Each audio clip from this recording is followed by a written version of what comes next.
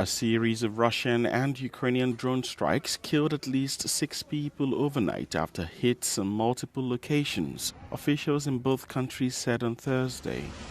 Authorities in Ukraine's central Dnipro region said Russian attacks on residential areas killed 3 people and wounded at least 10 overnight into Thursday.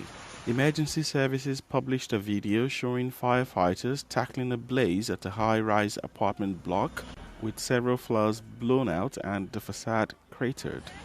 While in Russia, authorities reported Ukrainian strikes killed at least 3 people. Meanwhile, the UK's Prince Harry on Thursday praised Ukraine's resilience and urged stronger support for the country. Speaking at the Kyiv Economic Forum, the Duke of Sussex also addressed Russian President Vladimir Putin and called for an end to the war. I am not here as a politician. I am here as a soldier who understands service, as a humanitarian who has seen the human cost of conflict, and as a friend of Ukraine who believes the world must not grow used to this war or numb to its consequences. Thursday's visit is Prince Harry's third to Ukraine since Russia's full-scale invasion began in February 2022.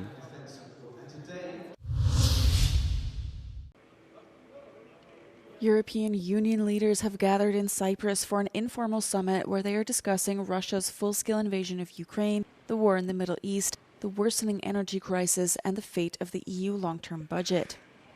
The summit will also kick off an internal process to establish a mutual assistance clause under Article 42.7 of the EU treaties. It could one day stand in for NATO's Article 5 should the United States withdraw from the alliance, something that President Donald Trump has repeatedly threatened. The discussion takes place in the shadow of the Iran war and was proposed by the president of Cyprus as his country does not belong to NATO and therefore cannot benefit from the alliance's Article 5.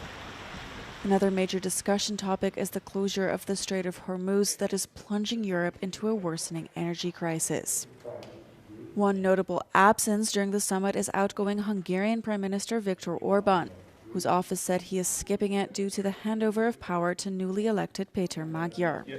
2 of his outstanding vetoes on the €90 billion loan for Ukraine and the 20th package of sanctions against Russia were lifted earlier on Thursday following the resumption of Russian oil flows through the Soviet-era Druzhba pipeline.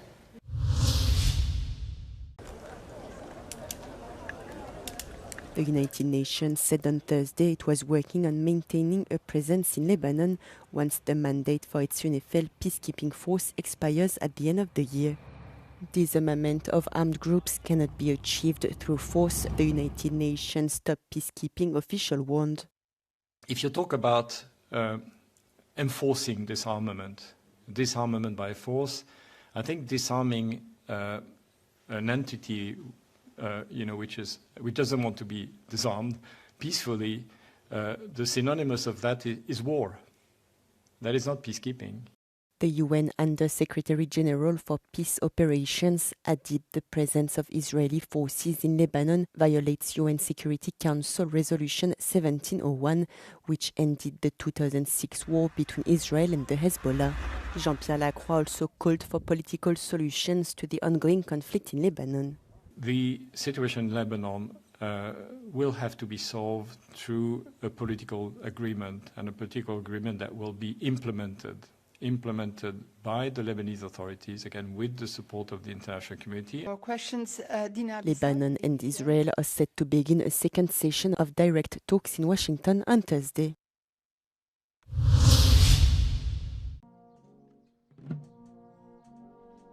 A national tribute ceremony was held on Thursday in Montauban, France, in memory of a soldier who was killed in an attack on UN peacekeepers in Lebanon. Staff Sergeant Florian Montorio died after the UN peacekeeping force in southern Lebanon, UNIFIL, was hit by small arms fire over the weekend. C'est l'hommage d'un régiment, c'est l'hommage de l'armée de terre et c'est l'hommage de toute la nation pour ce soldat d'exception. L'adjudant Montorio était un sous-officier parachutiste d'exception. French President Emmanuel Macron announced a second French soldier, Master Corporal Anissé Girardin, has died Wednesday from his injuries. Cet instant où nous nous apprêtons à rendre hommage à l'adjudant Florian Montorio, je veux avoir une pensée pour son camarade de combat, le caporal-chef Anissé Girardin, du 132e régiment d'infanterie cynotechnique de Suippes, également engagé dans l'opération Daman, qui a succombé hier après-midi des suites des blessures reçues au cours de la même mission. Both Macron and Junefel have accused the militant group Hezbollah, which has denied any involvement.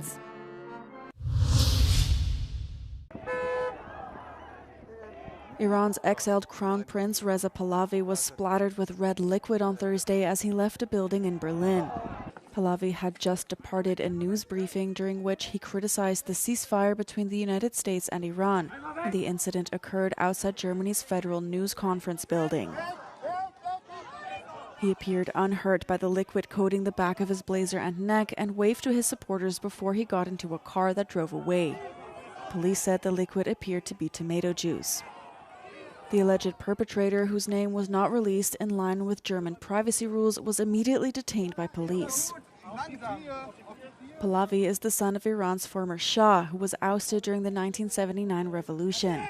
He's been trying to position himself as a player in his country's future, though it's unclear how much support he has in Iran after he has been in exile for nearly 50 years. Hundreds of his supporters also demonstrated on Thursday near Germany's Parliament building.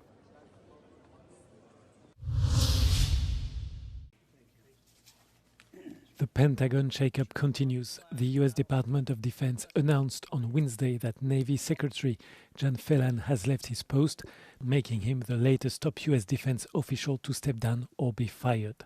No reason was given for the unexpected departure of the Navy's top civilian official, coming as the maritime forces have imposed a blockade on Iranian ports and are targeting ships linked to Tehran around the world during a tenuous ceasefire in the war. Phelan is leaving during a busy time for the Navy. It has 3 aircraft carriers deployed in or heading to the Middle East, while the Trump administration says all the armed forces are poised to resume combat operations against Iran should the ceasefire expire. Following Phelan's departure, the post will be held on an interim basis by Navy Under-Secretary Hung Kao, a 25-year Navy combat veteran who ran unsuccessful campaigns for the U.S. Senate and House in Virginia. The announcement marks the latest in a series of shakeups of top leadership at the Pentagon, coming just weeks after U.S. Defense Secretary Pete Hegseth fired the Army's top officer, General Randy George.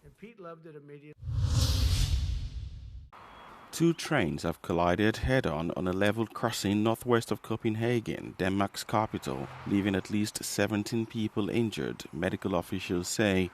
The trains, with a total of 38 people on board, were traveling early on Thursday on a line between 2 towns in the North Zealand area of northeast Denmark, according to the police. Regional health authorities in the area where the crash occurred said at least 5 of the injured persons are in critical condition. A police statement called the train collision a serious accident, adding that all passengers had been evacuated from the trains. At least 60 intervention teams were involved in the rescue operations, which saw some of the injured transported from the scene of the accident by ambulance and a helicopter.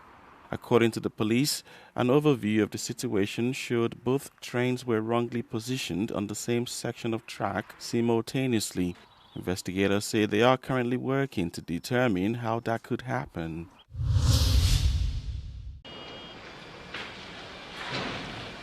The war in Iran has done what no trade dispute or tariff threat has managed to achieve over the past 2 years. The conflict has pushed the economy into decline in April, while driving inflation sharply higher, according to S&P Global.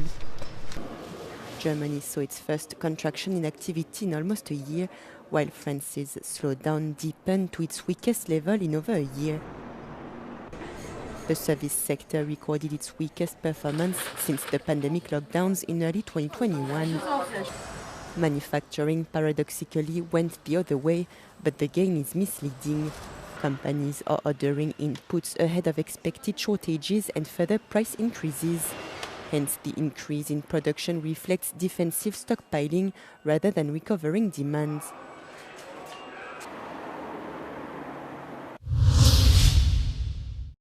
The main headline so far at the Regional Ecological Summit here in Astana is that Central Asian leaders have backed President Kassym-Jomart Tokayev's proposal to create an international water organization under the auspices of the United Nations. Initial consultations are now underway on the sidelines of this summit.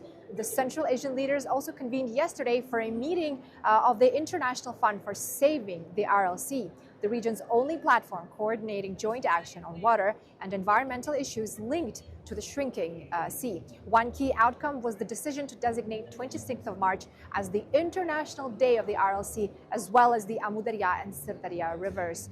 Leaders also discussed plans to roll out a unified monitoring system across both river basins to ensure more transparent and reliable data. Today marks the second day of the Central Asian Conference on Climate Change, which acts as a strategic bridge between COP summits, helping governments align on adaptation, financing, and regional cooperation. Officials and international organizations are discussing climate policy priorities, funding needs, and ways to strengthen the next round of nationally determined contributions under the Paris Agreement.